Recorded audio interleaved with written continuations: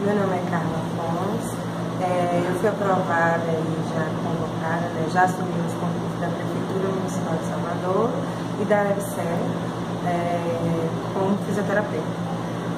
Estou aqui para falar sobre a metodologia do professor Alain, que eu gosto muito. Então, eu acho que Alain tem algumas características fundamentais como professor, principalmente um professor em concurso, que precisa sistematizar muito bem esse assunto.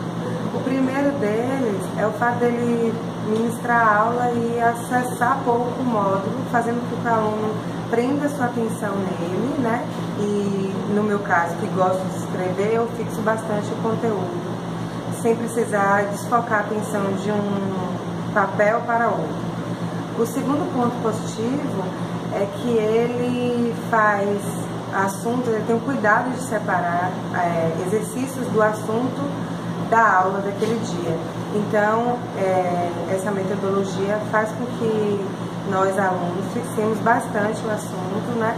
E até a revisão posterior ela fica mais facilitada, porque, por vezes, você precisa recorrer apenas aos exercícios e rever os pontos que você não acertou.